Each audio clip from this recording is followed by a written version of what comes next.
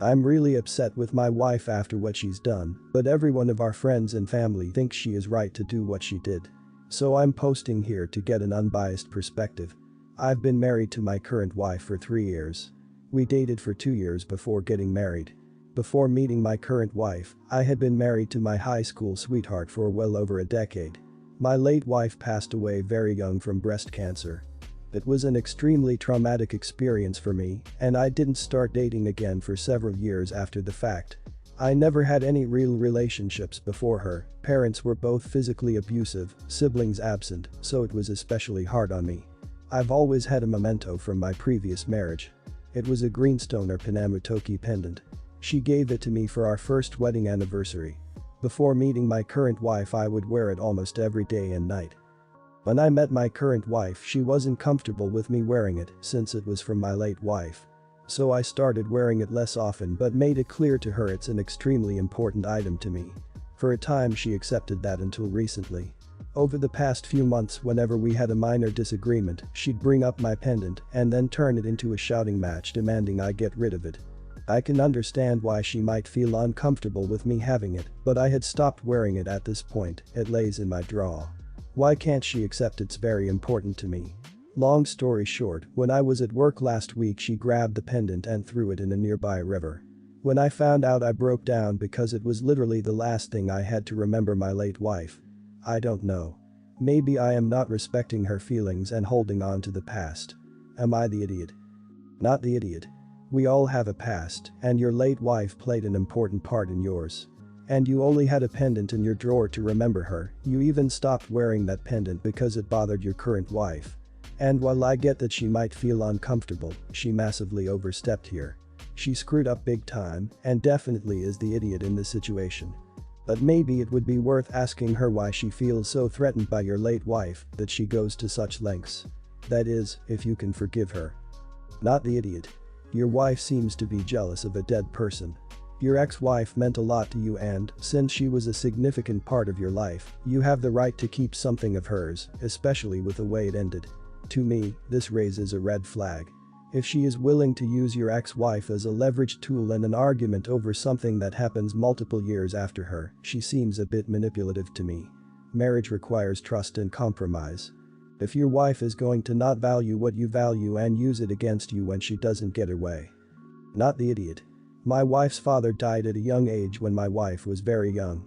My mother-in-law remarried after 5 years, and her new husband would never even think about telling her, not to mention her late husband. His picture's still up in their house. He was mentioned at our wedding. All this to say that your current wife is being heartless and cruel. The fact that you can never even bring up your late wife to your current wife is a huge red flag. She at least owes you a sincere apology, but to me it sounds like the problems run a lot deeper than an apology can fix. My husband and I generally have a loving, happy relationship. We are compatible and rarely argue. My mother and I have a normal relationship, some minor issues, but nothing serious. My daughter, 26, got out of a terrible long-term relationship and moved back home with us about a year ago. She has been diagnosed with clinical depression. When she moved in, she struggled with even getting out of bed or showering. Since then, she has done a 180. She got a new full-time job. She also is back in school full-time because a degree will, hopefully, help her move up in her company. She has also been going to therapy once a week. In my opinion, she is doing fantastic and I am incredibly proud of her. My husband knows all of this. The issue is that she can be a bit of a slob. She wasn't like this before. I think she got into the habit of it at some point when she became depressed. This really annoys my husband, but honestly, she has so much on her plate that I, admittedly, cut her some slack. My mother came to visit yesterday, and somehow she and my husband got on the topic of my daughter's messiness in front of my daughter. My husband was venting about this, and my mother was agreeing with him. He brought up her cat and how I am the one who has been cleaning the cat's litter box. They both started berating my daughter, saying she was too old for that and asking her why she was keeping the cat if she can't take care of it. My mother went outside to smoke a cigarette and my daughter, who was now crying, told her dad that he hurt her feelings. My husband did not apologize. I went over to my daughter to console her because at this point she was sobbing. She kept quietly repeating to me, "I'm a piece of crap. Everyone thinks I'm garbage. I'm telling her that is not true when my mother comes in. And a pair of them keep going on about it. This is when I lost my temper. I yelled at both of them. I told them to either be respectful toward my daughter or back off and that they could have dinner by themselves. I then took my daughter to get some food and calmed down. I have never spoken to either of them like this. Neither of them have spoken to me since yesterday, and I haven't put forth the effort to speak to them either. I do feel bad for losing my temper, but I am also scared for my daughter's mental health, and I do not want her to go backwards because dad and my mother make her feel bad about herself. Not the idiot. You are doing what you think is best for your daughter, and the way she reacted to it makes it seem like she could fall right back into that depression, and that's not good. Constructive criticism is one thing, but them basically berating her is way out of line. I'd say cool off and maybe apologize for the way you went off, but explain to them why you are doing what you're doing for your daughter and come up with a plan to help her out of this messy phase she's currently in. Not the idiot. The hardest part of depression to break out of for me, like your daughter, is the being messy part. My room is a disaster. I've been cleaning up slowly, and the area that I claim is mine downstairs is also a freaking mess. I'm on antidepressants, seeing a therapist, got a new job, and I'm getting a puppy in a month or so. But I'm still having trouble with being a slob. It's a very hard habit to break. It is something she should bring up with her therapist, but your husband and mom need to be way more caring and gentle with her about it. Not the idiot. As someone with mental illnesses, this made my gut churn. Just reading what was happening made me feel so sorry for your daughter. I'm 22 and admittedly I fall into these episodes where I don't want to eat or wash. This is just an example of what a parent should be like, understanding. Thank you for being so understanding and considerate to your daughter. She might be hurting right now from what your husband and mom said, but she will never forget the way you stood up for her. I send my well wishes to you both. So, I have a pretty tight group of friends that have all been together since elementary school. All early 30s now. Lately, with people getting married and our careers, we haven't had much time to spend together. So one of my friends suggested a long overdue guys' night. Just pizza and beers and catching up at a buddy's place. I said that I would order and pay for the pizza from our usual spot. So the day of guys' night, I get a text from the host's wife, we'll call her Kim, asking me to pick up some pizza on the other end of the city. At first, I was confused, and then I found out that she basically just cancelled her plans with her girlfriends to interject herself into our guys' night. I told her that the place she wants to pick up from is on the other end of the city, plus we already had a place to order from. Kim had wanted to order a bunch of these super expensive tiny thin crust hipster pizzas. I tell Kim that we're a bunch of dudes that just want some regular filling pepperoni pizza to eat while we have a few drinks. The host texts me after to just say, yeah, go ahead and just get regular, it's way easier. So we go ahead and order the regular stuff. While I'm driving to his place, I get a message from Kim that reads something like the following. I think you're being really selfish here. I wanted to share something with you guys that I found amazing and have a new experience with you, but you decided that you just have to make this all about yourself. You know that host isn't going to say no to anyone, and you're just being mean to get your way. I told Kim, just cancel the order, get whatever you want. I'm out and turned around and drove back home. To clarify, I wasn't upset about not getting my choice of food, but at the fact that Kim not only invited herself to what she knew was a guys' night and then started making demands about food for us and telling me to pick up the food that she wants when she was also off of work at this time. Kim is a bit of a spoiled princess that's used to getting everything she wants. So I decided not to go, because if she was already getting this upset over something like pizza, then I don't want to spend one of my nights off around her.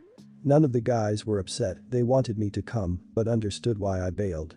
One last thing is we all hang out pretty regularly as a group anyways. So Kim sees us all once every week or so anyways. It's not that the guys never get to see each other, but we just haven't had a guys only night in nearly a year. Am I the idiot for not just going along with this to have a peaceful evening? Not the idiot. As a woman, I genuinely don't understand women like this. When I was married, I would actively encourage my husband to have his boy time because I thought it was important. I'm definitely not canceling my plans with my friends to crash my partner's time with their friends. I totally get why you dropped out, and it's good that no one gave you any crap for it. But what happens the next time you all arrange a guys' night? Obviously, the answer here is a big no girls allowed in here sign. Not the idiot. I bet Kim's husband is pretty embarrassed but doesn't want to rock the boat in his marriage. And I get that. However, he maybe should have suggested going out when he realized his wife planned on being at home.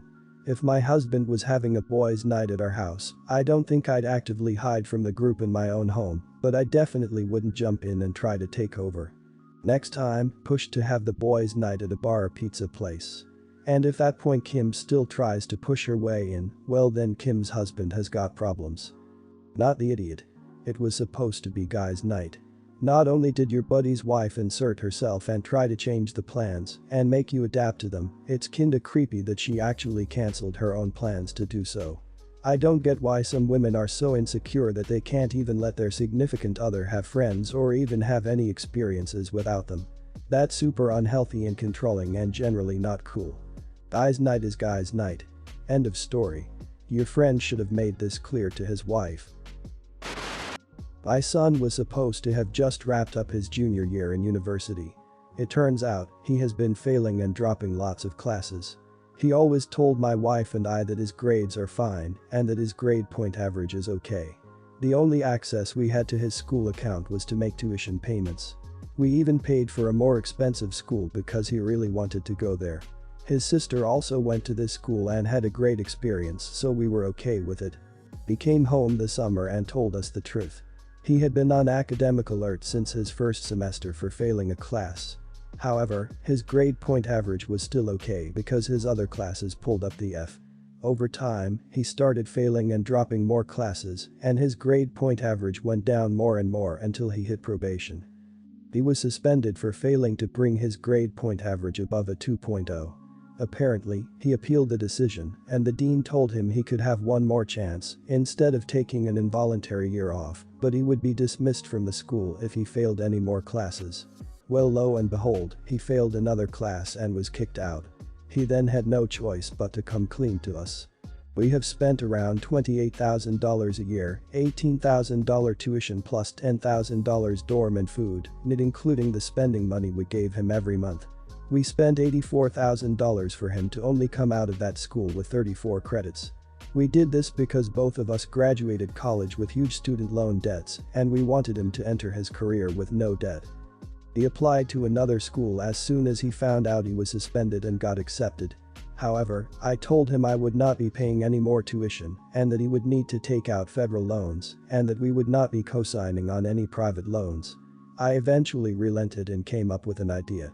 I said he could earn my trust back by going to community college for a semester or two, which we would pay for. If he passed all of his classes, then we could pay for his other university on a semester-by-semester basis, and we would need to see his grades online every term. I also said he would need to go see someone at school to figure out what bad habits or learning issues led him to this point and to help him avoid it from here on out. If he felt like he needed any kind of therapy, we would cover that too. Well, my son absolutely hates the idea of going to community college. My wife thinks I'm an idiot for refusing to just give him a second chance without all of this community college nonsense. I also mentioned to my wife that college isn't for everyone, and if this doesn't work out, maybe he needs to look into a trade. She wouldn't hear that either. Am I the idiot for not handing out second chances without shackles? I feel like just going to another university won't just magically fix the issues that landed him in this mess, to begin with. Not the idiot. It's totally reasonable to not want to pay tens of thousands of dollars when you can't trust it's being put to good use. And he still has the options to take out loans if he wants to go to his school of choice now. A few semesters of community college would probably be great for him, to be honest. He sounds a bit spoiled, and it would be good for him to be in school with a bunch of people who are working their backs off at school while also working full-time, not just going to school with their parents' money and screwing around. Not the idiot in the slightest. To be honest, your wife may be part of the problem. She is basically coddling him after his failures. By my estimates, he's 21 or 22 years old. It may be time for him to grow up and take on some responsibilities. A job to pay for his own community college would be a start. $84,000 is not a small amount of money. The combination of your son and college has proven to be a poor investment. Your plan to basically have him prove himself to be a good investment is more than generous. Not the idiot. You're extremely generous, covering full tuition along with room and board. He should have had the time to do his homework. The fact you have a plan in place where you are still paying for his education to prove he can improve his study skills is extremely generous. I don't think people should be punished, but it sounds like your son does not feel consequences as much because it's not his money. If he does go back to university, perhaps he should be responsible for X amount of costs. Regardless, this is a tough lesson to learn, and I hope he can grow from this. So, my husband and I both have really big families. I originally wanted a child-free wedding, but hubby thought there would be too many hurt feelings over it, especially since I did still want my little sister there as a flower girl. My cousin, Anne, has a 5-year-old son, let's call him Ben, who has autism. I love Ben to death, he's a sweetheart, but he has a tendency to act out and throw long tantrums, so I was a little nervous about having him there. I tried to have a heart-to-heart about this with Anne as delicately as I could, but she immediately got offended and told me she knows how to control her son. So it's my wedding day. I wasn't there to hear it because I hadn't walked down the aisle yet, but our officiant makes an announcement about our unplugged ceremony preference. A pretty common practice. My dad walks me down the aisle and I'm seriously overjoyed. And then I hear it. Ben has an iPad that Anne gives him to keep him occupied. He can sit in front of it for hours watching YouTube videos about trucks. She gives it to him all the time at restaurants and stores to keep him occupied. And she also gave it to him on my freaking wedding day. Ben is on his iPad, watching his truck song videos at a more than audible volume, and Anne is just letting him. It totally throws me off, and I think my poor officiant saw the complete panic on my face because he stopped and did another quick reminder about our unplugged preference. Anne didn't get the hint. My husband said it was fine and told him to keep going because he doesn't like making a scene, but seriously, all I can hear is this freaking truck song and the quiet chaos going on around it. At this point, people start telling Ben to shut it off, and Anne is telling them to leave him alone. My stepbrother told her to take him out, which just made Anne cry, so then I have to say my vows to the tune of truck tunes and my cousin crying, and the uncomfortable laughter from some of our other guests. I definitely consider my wedding ceremony ruined, which we put a lot of money into, and I'm still livid about it. I didn't speak to Anne at the reception, and later she confronted me about how she couldn't believe I let her and Ben be humiliated like that at the ceremony. What? I went off on her. Totally lost my mind and said a bunch of crap about how she lacks any shred of awareness or common decency, among other not so nice words. My mom thinks I'm overreacting, and that it really wasn't that bad and kind of funny if you think about it, and that the iPad debacle was way better than Ben having a meltdown in the middle of the ceremony without it. She thinks I should apologize to Anne and basically give her a pass because she's the single mother of an autistic kid, but I just don't think it's fair to play the disability card here. Am I the idiot? Not the idiot. I understand that there are autistic people and kids that can't tolerate things like earbuds, but the cousin was way out of line. She could have skipped the ceremony and gone to the reception. I get that she is a single parent. But that doesn't excuse her allowing her child to disrupt your whole ceremony. Her behavior was beyond rude, and yeah, she kind of did ruin a moment in your life that should have been a solemn and serious rite of passage for you and your husband. Unfortunately, this will like to be what you and others will tend to remember about your wedding most clearly. Not the idiot. I got a brother with autism. When he was younger and attended ceremonies, my parents showed him a visual timer so he could see how long he had to behave for. Then they'd either give him headphones so he could listen to music or a stimulant toy so he could just play with that. If he acted up, even with his coping tools, they immediately took him outside and either waited for the important parts to be done or waited completely until it was done and tried to remind him what behaving looks like at a ceremony.